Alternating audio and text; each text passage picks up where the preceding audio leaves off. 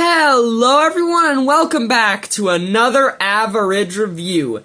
In fact, this is going to be the first average review I'm posting in 2025. And I'm starting off with a bang, with one of the best figures of 2024 that I unfortunately couldn't get my hands on, until today that is. Wolverine from Deadpool and Wolverine. I'm pretty excited to get this video started, so let's quickly get the box out of the way, and it's actually more interesting than usual. Of course, you have your classic Marvel Legends style window box, you can see the figure inside, all nice and stuff like that. You got your Marvel Legends and Deadpool and Wolverine logo, all fine, all dandy.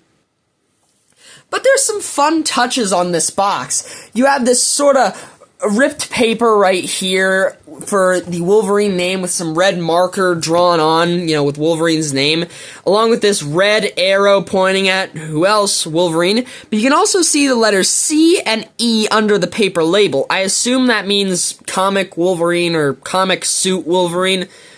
Who knows? It's some covered text on an action figure box. You can see some similar details here on the side with a promo shot of the new comic Wolverine costume. Well, the movie's nearly 6 months old. It's not that new. But you also get this pin right here holding the picture up, and another torn paper label with Wolverine on it. And on the back, same story. Pin with a photo of Wolverine, Wolverine's name, and also some cross-sells with promo images of Deadpool, Wolverine, which is the figure we're reviewing today, and Deadpool, which is actually only an accessory for a civilian Logan figure.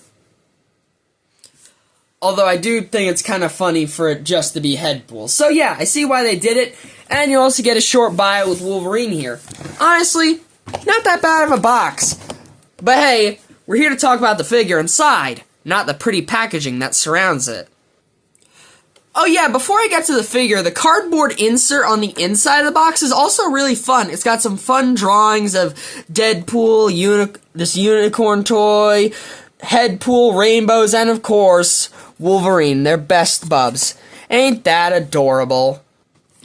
Alright, getting Wolverine out of the box, and it doesn't matter how long I could go on about how excited pretty much everyone was that we'd be getting Wolverine's comic suit in a movie, because it would still be an understatement of how excited everyone was.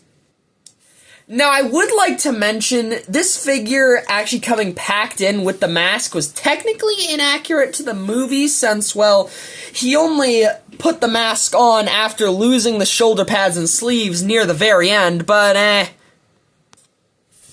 I think there would have been riots in the streets if this figure didn't include the classic Wolverine cowl. Speaking of that cowl, it has fantastic detailing. All the texture of the actual costume, along with the lines on the fins on the mask, and the accuracy of how the white eyes look to the movie, and of course the accuracy to Hugh Jackman's face with, well, how little we see of it on this mask. It's fantastic. And the same applies to the rest of the body, too. I mean, look at all the texturing and detailing on the torso of the costume. The tiger stripes of the astonishing X-Men suit are translated pretty well into this costume, just as they were in the movie. You got all the panel lines, even the little silver dots here on the front of the torso. I mean, that's a pretty nice touch. The shoulder pads look fantastic. And the sections of black right here actually do end up hiding the articulation well, while also, being accurate to how the costume looks in the movie. I will say, one thing I kinda wish they did better was making the shoulders go up a bit higher. I feel like that would have looked better, but still, this guy looks fantastic. The gloves, also great. They got that nice texture, and of course, Wolverine's claws are amazing. They aren't gonna, hurt you if you, try jabbing them into you. They're plastic, obviously, and they're not that sharp. One is a little off for me on this hand, but on the other hand, it's perfect, and honestly, it just looks amazing. The bright yellows and blues are just everything you want to see in an X-Men uniform. He's got that classic X belt, and, pretty similar to Wolverine's classic boots. They don't really flare out, but I mean, he's got the classic blue boots. That's nice. I will say, one thing I've seen a lot of people comment on is that the knees are a bit short, and yeah, I gotta agree. They seem a bit, short compared to the thighs and the torso, but that doesn't take away from how fantastic this figure looks and how amazingly it translates Wolverine's costume from Deadpool and Wolverine. Now, moving on to the articulation, there's a few, well, actually just kind of one thing here that really surprised me with the articulation.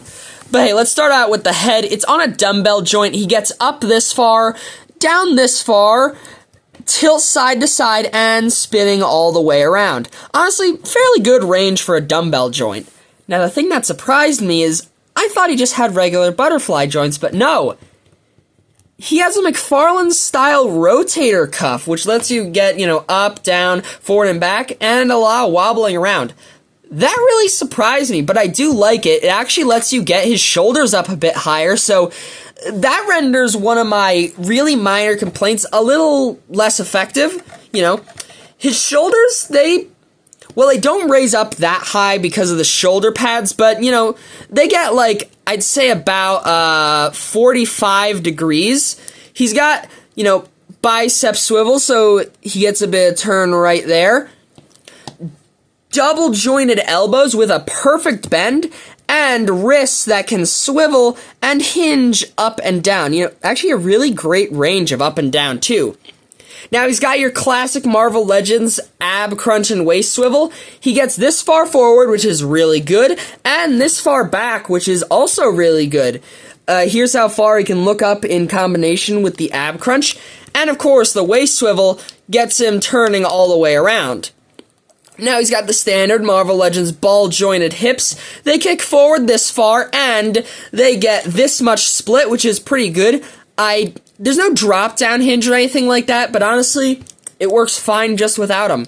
He's got thigh cut, which gives you 360-degree rotation right there, and double-jointed knees with a perfect bend. Now, he doesn't have any kind of boot cut, but he does have the Marvel Legends-style ankles that hinge backwards, forwards, and pivot side to side. So overall, he's got mostly fantastic articulation. The only thing where I feel like it's a bit weak is the shoulders. I feel like they could raise a bit higher, but still, really great articulation on this guy. Now, I usually save the accessories for after the figure comparisons, but I'm just going to get him out of the way now since I'm going to be talking about one specific accessory in the figure comparisons. Now, he does come with a pair of alternate hands. The ones he came pre-packed with were, obviously, the fisted claw hands, but he does come with a clawless right fist, which looks as good as the clawed right fist. And, oddly enough, an accessory holding left hand, even though he doesn't come with any holdable accessory. Maybe it's so that he can drink some alcohol, who knows. Although the most important accessory he comes with is this alternate unmasked Logan head. It's got an amazing Hugh Jackman likeness, and of course that classic Logan hair that sort of swoops out to the side like the wings on his mask. It just looks amazing.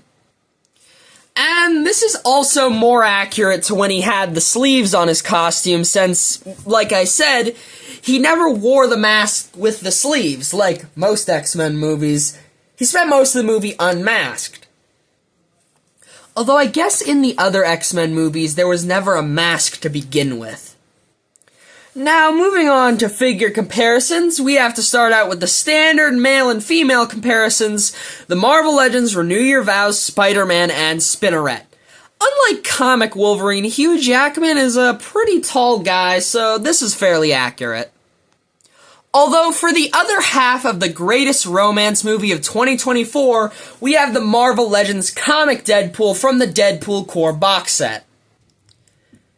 I don't really have a movie Deadpool, but Deadpool pretty much looks identical in the comics as he does in the movies, so this works out pretty well.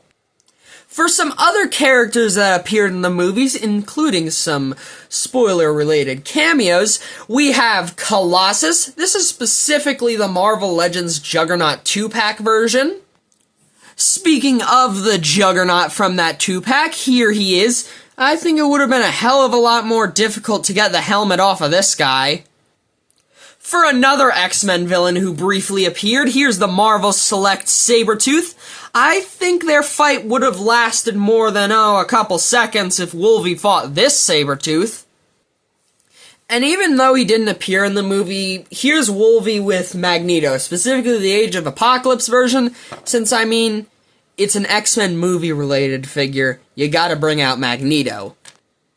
And where there's Magneto, his ex-friend Charles Xavier is soon to follow. This is actually the Fox version of Professor X, which fits pretty well with this movie Wolverine. Wolverine did mention there was a Scott Summers in his universe, so since he's based on the Astonishing X-Men costume, I thought it would be appropriate to bring out the Marvel Legends Astonishing X-Men Cyclops.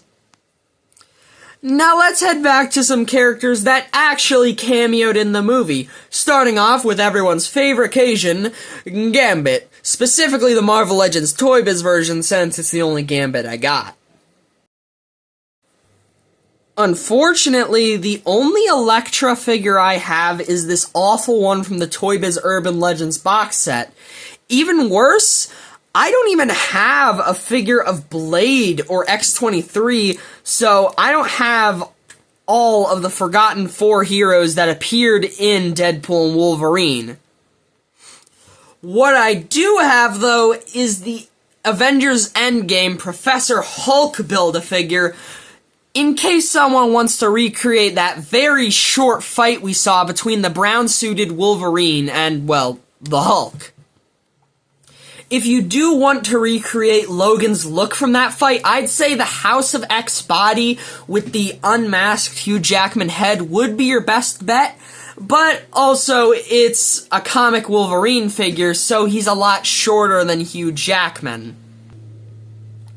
So the head does look kinda weird on this body. Although, for the most tragic cameo in the movie, we have the Toy Biz and Hasbro versions of the Human Torch, although these don't look much like a puddle of flesh and blood, so I guess he's fine now. For some Marvel movie characters that didn't appear in Deadpool and Wolverine, we're of course gonna bring out the Marvel Legends No Way Home Final Swing Spider-Man. But since you started as Wolverine in the 2000s, I think it's more appropriate to bring out the era-appropriate Hasbro Marvel Legends No Way Home Tobey Maguire Spider-Man. For some other 2000s Marvel heroes, we have the Toy Biz Ben Affleck Daredevil and Fantastic Four movie Reed Richards, along with Ghost Rider from his standalone movie. For a comparison that I think is very important, we gotta bring out the first Toy Biz Marvel Legends Wolverine. This figure is based on another figure that originally came in a 2-pack with one of the earliest movie Wolverine figures based on Hugh Jackman. I also just think it's fascinating to see how far Marvel Legends figures have come in over 20 years. But, as is tradition on this channel, here's the Marvel Legends Deadpool 3 Wolverine with Hit Monkey and Goliath. Well, now it's time for the part of these reviews that always sting the most. How much will this guy cost you? Well, he had a standard Marvel Legends retail price of $24.99. If you find him for that much, don't even question it, just buy him immediately. Because this guy is a pain to track down. Nearly impossible to find in stores, so pretty much your only option is gonna be resellers. Now, I got lucky and found him for $30, which is pretty dang close to retail. I usually don't like paying that much for, just a regular Marvel Legends figure, but this guy is really difficult to track down, so I was more than willing to pay that. On eBay, though? Well, he'll cost a whopping $40 to $50. Now, that's not too surprising since A, it's a figure of Wolverine, and B, it's a figure of something people have been wanting to see in X-Men movies for over 20 years. But still, that's a very, very steep price for just one figure that comes with about 3 accessories. Now, don't take that as me trashing on this figure. I absolutely love it, and I'm super glad I was able to get it for pretty close to retail price, only about $5 more. In fact, the one problem I have with this figure, that being the knees being a bit short, is pretty small in comparison to the, about 1,000 things I love about this figure. Call me biased because I really liked the Deadpool and Wolverine movie, but I'm gonna give the Deadpool 3 Wolverine figure a 10 out of 10.